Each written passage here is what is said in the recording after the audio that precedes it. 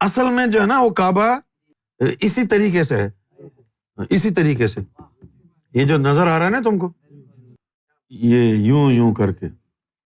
اب اگر کوئی پوچھے تو بتانا کہ کعبہ اس میں اللہ کی نقل ہے.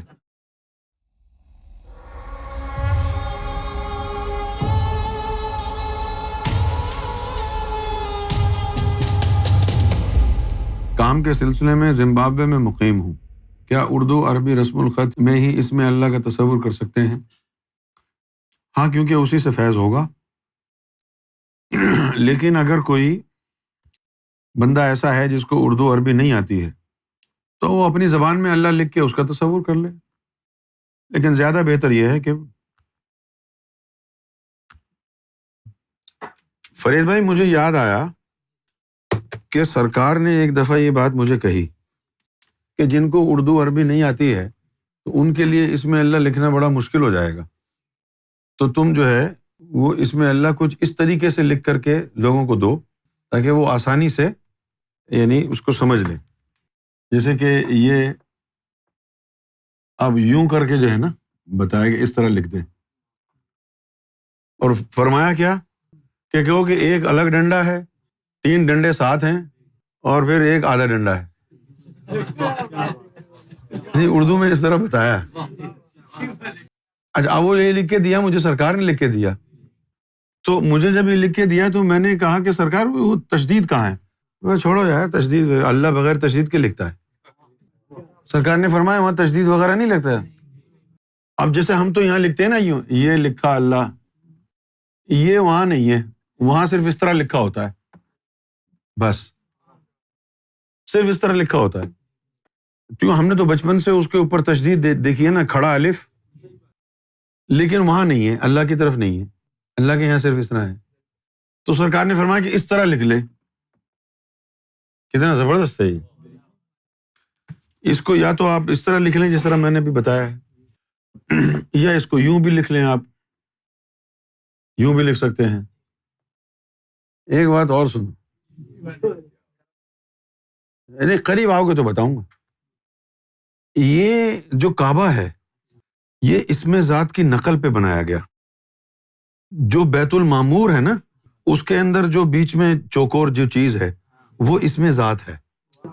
اس لیے 4 کونے اس کے ہیں، کیونکہ اس میں 4 ڈنڈے ہیں، 1 2 3 4. کیونکہ ہم نے جب جا کے دیکھا نا قریب سے، واقعہ کیا ہوا کہ جب ہم گئے پہلی دفعہ بیت المعمور، اب تم کو یقین تو آئے گا نہیں نہ آئے.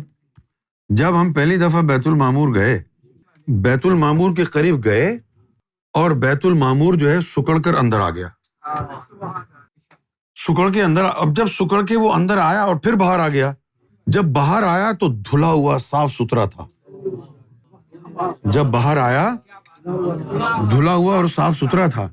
اور پھر آواز آئی کہ ان نبیوں نے پوج پوج کر ان کو اس پر گرد لگا دی تھی، گوہر شاہی کے کرم نے اس کو دوبارہ دھو دیا.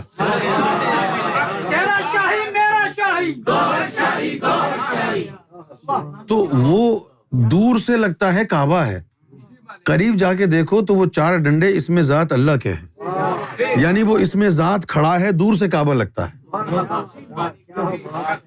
سمجھ میں آ گئی یہ بات؟ اس لیے حضور پاک نے فرمایا تھا کہ اے کعبہ تیری عظمت بجا ہے، لیکن مومن کا قلب تجھ سے افضل ہے، کہ تیرے تو 4 کونے اسم ذات کے 4 ڈنڈے ہی ہیں نا، اس کے اندر اسم ذات موجود ہے. تو اصل میں جو ہے نا وہ کعبہ اسی طریقے سے ہے، اسی طریقے سے یہ جو نظر آ رہا ہے نا تم کو، یہ یوں یوں کر کے. اب اگر کوئی پوچھے تو بتانا کہ کعبہ اس میں اللہ کی نقل ہے، یہ مٹی گارے سے بنایا ہے، اور تیرے نور کے اندر جب اس میں ذات اللہ نورانی آئے گا تو پھر یہ کعبہ تیرے دل کے برابر کیسے ہو سکتا ہے؟ دل بدستاور کے حج اکبرست، 100,000 کعبہ یک دل بہترست. 100,000 کعبہ یک دل بہتر، کعبہ بنیاد خلیل آزرست، دل گزرگاہ جلیل اکبرست. تو یہ کعبہ، لوگ تو یہی کہتے ہیں نا کہ 4 کونے والا، 4 کونے والا. یہ 4 کونے آیا کدھر سے؟ یہ اس میں ذات کے ڈنڈے ہیں، جو 4 ہیں تو وہ چوکور دکھایا گیا ہے. اب وہ جو بیت المعمور پر جو کعبہ ہے، اب کعبہ ہی کہتے ہیں نا، بیت المعمور پہ کعبہ ہے، 4 کونے تو بنے ہیں اس میں، لیکن وہ ہیں کس چیز کے 4 کونے؟ وہی قرآن مجید کی عزت کی قسم، یہ راز نبیوں کو نہیں بتایا گیا جو سرکار سے تم کو پتہ چل رہا ہے۔ کعبے کے 4 کونے، اس میں ذات کے 4 ڈنڈے ہیں، اس میں ذات اللہ کے 4 ڈنڈے ہیں، صحیح ہے؟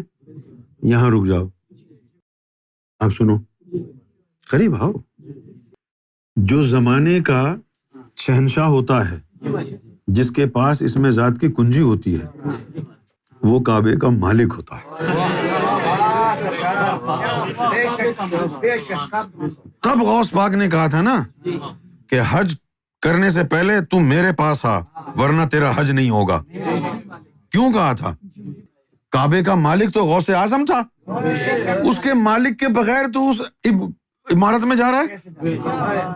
اصل کعبہ تو وہ اس میں ذات اور اس کی کنجی ہے جو غوث اعظم کے سینے میں تھی، اسی لیے دل کو جو ہے نا بیت اللہ کہا گیا۔ ادھر تو صرف ڈنڈے ہی ہیں نا 4، ادھر اس میں ذات ہے۔ جب تیرے دل میں نور نہیں ہے تو وہ کعبہ تجھ سے افضل ہے، تو ادھر جا کے طواف کر۔ جب تیرے دل میں کعبے کی بنیاد اس میں ذات کے 4 ڈنڈے آ گئے تو پھر اب کعبہ تیرے پاس آئے۔ اور آگے سنو، کھا کباب پی شراب پر بال ہڈاں دی اگ، کھا کباب پی شراب پر بال ہڈاں دی اگ، چوری کر تے پن گھر رب دا اس ٹھگاں دے ٹھگ نو ٹھگ۔ اب یہ چوری کر سے مراد ہے باطنی علم حاصل کر، چوری پن گھر رب دا، اور رب کے جو گھر ہے نا اس کو توڑ۔ اب وہ جو رب کے گھر کو توڑنا کیا ہے؟ کعبے کو ڈھانا کیا ہے؟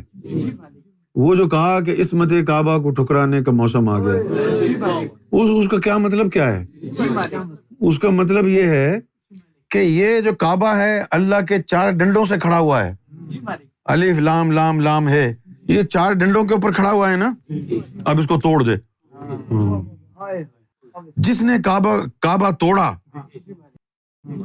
وہ سب سے بڑا رب کا دوست بنے گا، لیکن وہ کعبہ توڑنا کیا ہے؟ یہ 4 ڈنڈوں کے اوپر ہے نا، یہ 4 ڈنڈوں کے اوپر ہے نا، اس کے بھی 4 کونے، اس میں ذات کے 4 ڈنڈے ہیں، تو اب ان میں سے ایک ڈنڈا نکال، ایک ڈنڈا شریعت پر عمل پیرا نفس پاک ہوا، ایک ڈنڈا نکل گیا، ایک ڈنڈا نکل گیا۔ اب تیرا ذکر اللہ نہیں، اب للہ ہو گیا نا، اب تیرے کعبہ کے 3 ڈنڈے رہ گئے، للہ ہو گیا۔ پھر طریقت کے ذریعے تو ان سب کو بھی فنا اور سے گزار دے، ایک ڈنڈا لام کا اور نکل گیا، اب ایک اور نکل گیا، اس کے بعد ہو گیا لہو ما فی السماوات۔ اب کیا ہوا؟ جب تو مقام لہو پہ پہنچ گیا، لہو ما فی السماوات، ساری کائنات کا تو وارث ہو گیا۔ قرآن مجید نے کہا کہ یہ کچھ مومن ہیں جن کو ہم نے اس زمین کا وارث بنایا ہے، وہ انہی کے لیے کہا جن کے 2 ڈنڈے نکل گئے۔ اب کعبے کے 2 ڈنڈے نکل گئے نا، کعبہ کمزور ہو گیا، اس کے بعد ایک ڈنڈا اور نکال دیا، مقام حقیقت کے ذریعے ایک ڈنڈا اور نکال دیا۔ جب ایک ڈنڈا نکل گیا تو کعبہ گر گیا نا، جب کعبہ گر گیا تو وہاں ہو رہ گیا، وہاں اللہ آ گیا۔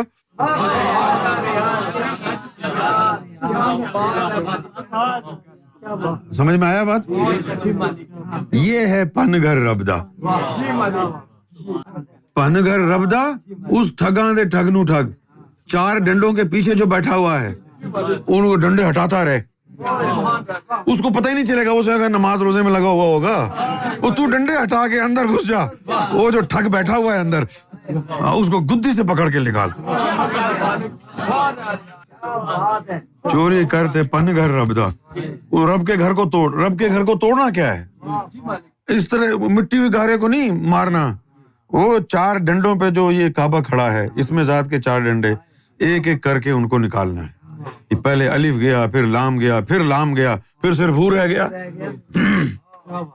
جب صرف ہو رہ گیا تو رب کے روبرو ہو گیا. آیا عثمان مروندی چرا مستی دری عالم کہ جز یاہو ومن یاہو دیگر چیزیں نمی دانم. اس کو مستی تو یاہو کے ذکر میں ہے. یاہو صرف ہو رہ گیا. اس کو کہتے ہیں کعبے کا ڈھانا. ہر آدمی نے کعبے کو ڈھانا ہے اپنے اندر. پھر جب آخری دیوار کعبے گرے گی تو رب برآمد ہوگا. جب یہ 4 ڈنڈے اندر سے تو نے ہٹا دیے تو اس کے بعد کیا ہوگا؟ اب ادھر رب آ گیا. اب جب ادھر رب آ گیا، اب وہ جو بیت المعمور ہے اب وہ تیرا طواف کرے گا.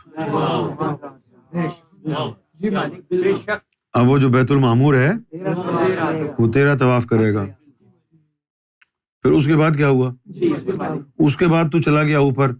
تو تھا سلطان الفقراء، تو ادھر چلا گیا. ادھر گیا تو عرش مجید جو ہے وہ تیرا طواف کرنا شروع کر دے گا. کیونکہ عرش مجید میں وہ تاب اور تجلیاں نہیں جو طفل نوری میں ہوتی ہیں. پھر تو جو عرش معلیٰ پہ گیا، عرش معلیٰ پہ گیا تو طفل نوری کو کہا تو باہر ہی رہ. ادھر پھر جن کے اندر جثہ توفیق الہی تھا، عرش معلیٰ ان کا طواف کرنا شروع ہو گیا. عرش معلیٰ. پھر ایک ہستی جس نے ابھی آنا ہے، ان کے لیے کیا پروٹوکول اس نے بنایا کہ سارے 1,24,000 کو بلاتا ہے، اپنے حبیب کو بلاتا ہے، قلندروں کو بلاتا ہے، سلطانوں کو بلاتا ہے، اپنے پاس بٹھاتا ہے، اور پھر کہتا ہے کہ اب وہ ذات آئے گی، ہم سب مل کے اس کا طواف کریں گے.